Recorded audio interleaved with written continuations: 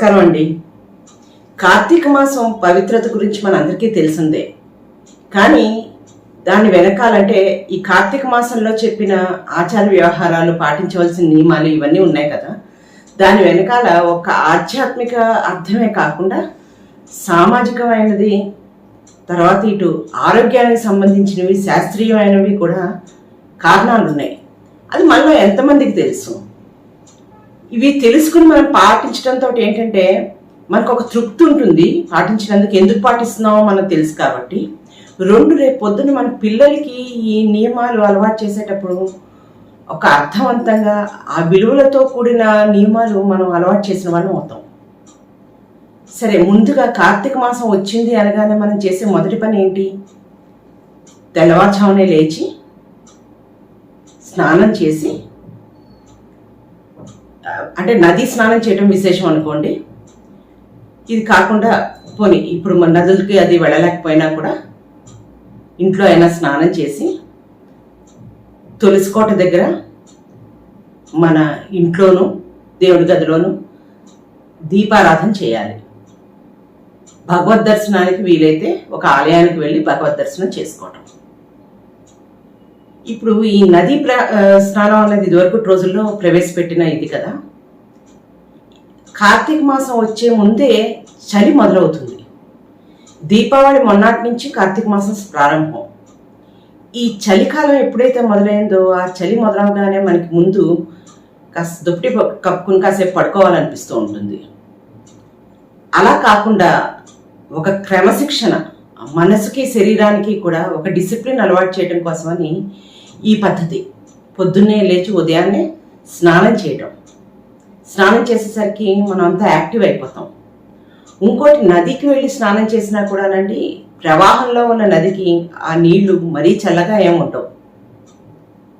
దాంతో స్నానం చేయగలిగేవాళ్ళు, ఇప్పటికీ చేస్తున్న వాళ్ళు కూడా ఉన్నారు. ఇక దైవ దర్శనంతో ఏంటంటే మన మనసు బాగా స్థిమిత పడుతుంది, ఆహ్లాదంగా ఉంటుంది శరీరానికి మనసుకి కూడాను. ఇక కార్తీక స్నానం చేయటంతో వచ్చే అడ్వాంటేజెస్ ఏంటి? ఒకటి, రక్త ప్రసరణ. స్నానం చేయగానే బ్లడ్ సర్క్యులేషన్ బాగా పెరుగుతుంది, రోగ నిరోధక శక్తి పెరుగుతుంది మనం నది స్నానం చేస్తే కనుక. అంతేకాక మన శరీరాన్ని ఈ రాబోయే చలికాలానికి తయారు చేసిన వాళ్ళం కూడా అవుతాం.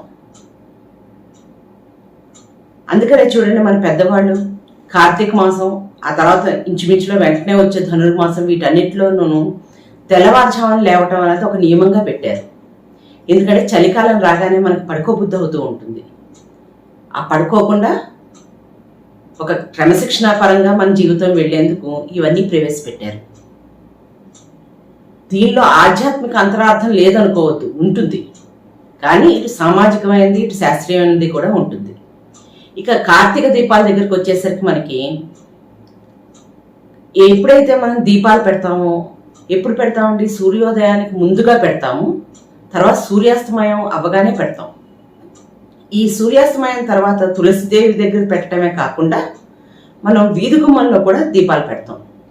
ఇదివరకు రోజుల్లోనూ ఎప్పుడైతే కరెంట్ లేని రోజులు ఉన్నాయో ఆ రోజుల్లో మనం దీపం పెట్టినప్పుడు, వీధి గుమ్మంలో దీపాలు పెట్టినప్పుడు ఏంటంటే సూర్యాస్తమయం తర్వాత ఆ రోడ్డమ్మటి వెళ్ళే వాళ్ళందరికీ దారి కనిపించేది.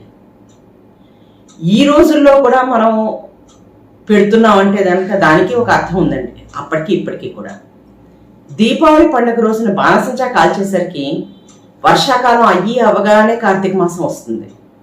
దాంతో ఏంటంటే ఈ దీపావళి బాణసంచా పొగకి దానికిను కొన్ని వర్షాకాలంలో పెరిగిన క్రిమికీటకాలు చాలా మటుకు పోతాయి. కాకుండా మనం ప్రతిరోజు దీపం వీధిలో పెట్టడంతో ఏంటంటే ఆకాశ దీపాలని చెప్పి స్తంభం మీద వెలిగిస్తారు. ఆలయంలో దీపాలు పెడతారు, ఇంటి ముందు దీపాలు పెడతారు, తులసమ్మ దగ్గర దీపం పెడతాము. ఇవన్నీ పెట్టడంతో ఏంటంటే ఈ దోమలు, పురుగులు, క్రిమికీటకాలు అన్నవి దీపాల చుట్టూ తిరుగుతూ ఉంటాయి కాబట్టి అవి ఆ దీపం దగ్గరికి వెళ్ళిపోతాయి. అంటే ఇంటి బయట ఉంటాయి తప్ప ఇంటి లోపల వచ్చే అవకాశాలు తక్కువగా ఉంటాయి.